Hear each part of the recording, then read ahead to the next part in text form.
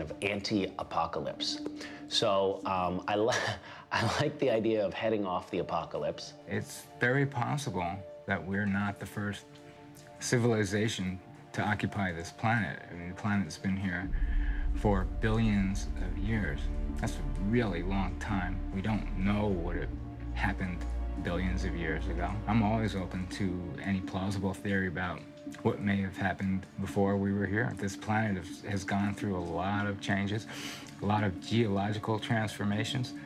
I think we just don't know who was here and when before us. And that's also what interests me in this film. I'm open to aliens, I guess. I kind of like to have some proof, but you know, that's where faith and belief comes in. Seems silly to think that we're the only things surviving in the universe, although why anybody would want to come here and check us out. I think we're probably like Vegas to aliens, you know, like, we're going to Earth. Going to Earth again? It's crazy at Earth. What happens on Earth stays on Earth. Hello, my friend. Joseph. My character, Dr. Lesham, only has one principal relationship, and that is the relationship with Jacob. It's kind of like a mentor-mentee relationship. But they're two scientists and brilliant minds that are considered to be on the fringes and have always been labeled by the world as crazy. My character, I think that he's a bit of an outsider at the beginning of the movie. He's living sort of in a cabin in the woods by himself. He does have that, a little bit of a conspiracy theorist vibe going. He's a little alienated from, I think, other people in general. It seems that the discoveries that both Jacob and Dr. Lesham make over the course of the film sort of validate themselves. Things progress. Casey starts to trust him. What compels her to Jacob's character is seeing in him, recognizing in him an absolute willingness to embrace all possibilities and also to follow his beliefs regardless of what anybody else says about you. And I think that's very appealing, and she admires that very much in him. I think that Trousdale, his relationship with Casey, I think they've been very close in the past. And part of his frustration in the movie is that he has worked very closely with her. They've been not just working on the same project, but they've been very much, their view of the world has been similar.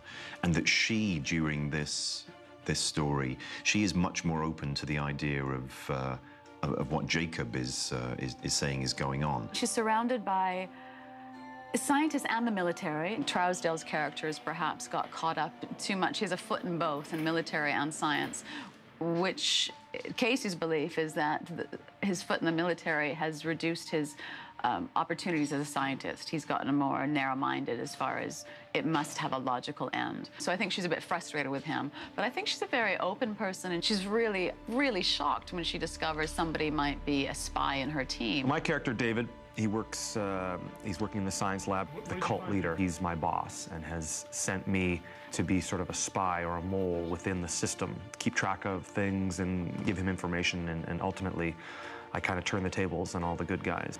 So on, who do you want to do first, sir? Start. Background.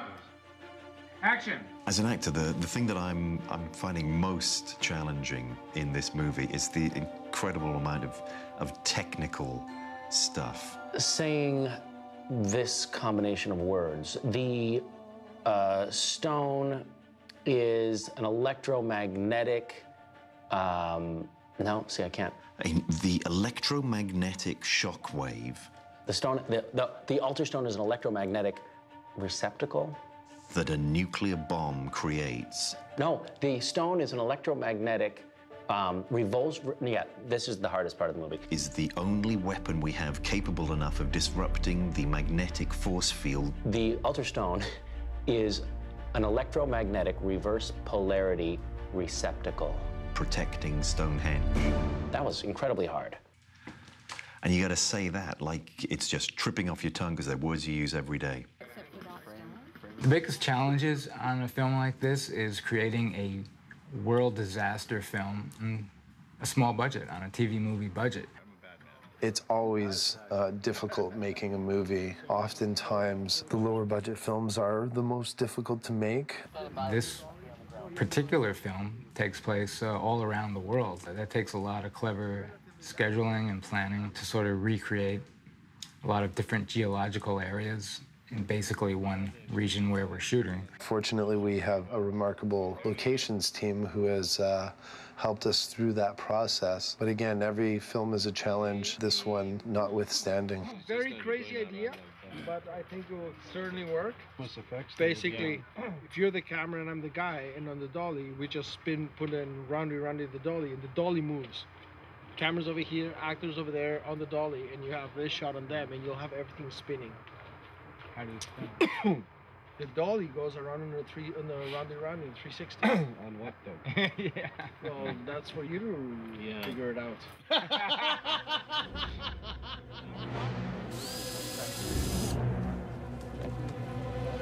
And action! Everyone out of here.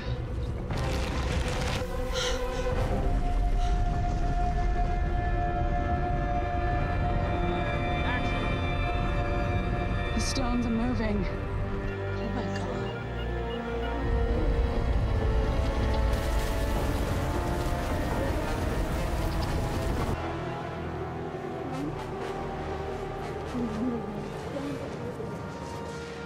The costumes for Stonehenge are quite military-based, so there's a lot of soldiers, SWAT team, and scientists, lab technicians. We also dealt with some hazmat suits for Tori and her team of scientists working out in the field at Stonehenge.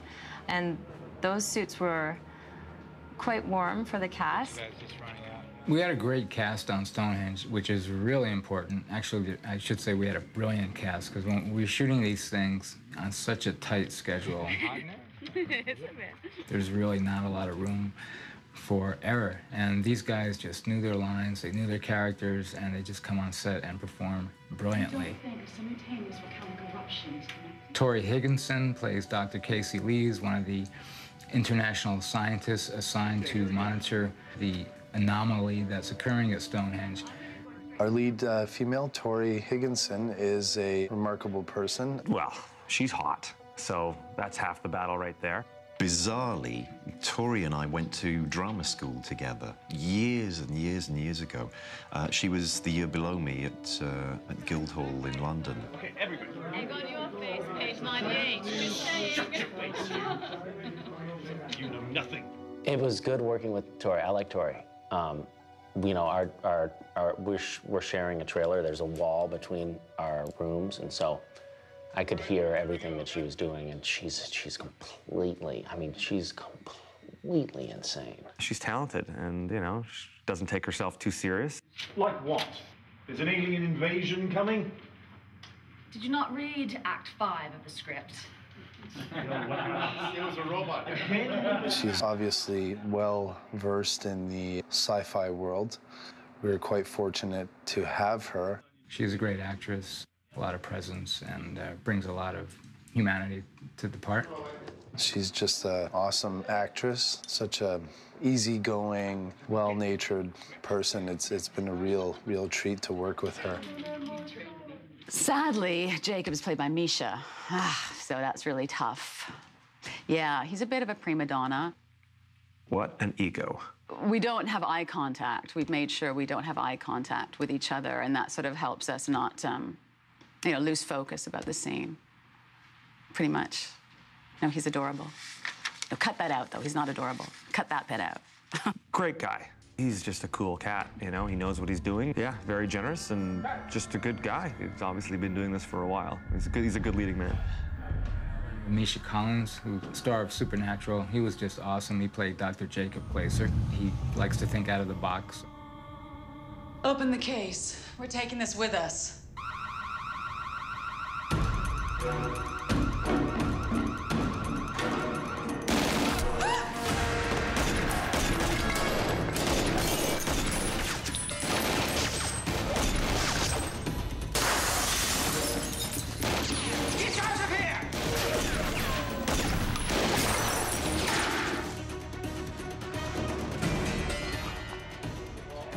Yeah, it's a little shocking. Misha and I have done very little together. I mean, the two characters do not have much of an interaction. The one big interaction we had, which we shot yesterday, was really cool, really fun, because there was a really nice little spark there. our predecessors on the planet.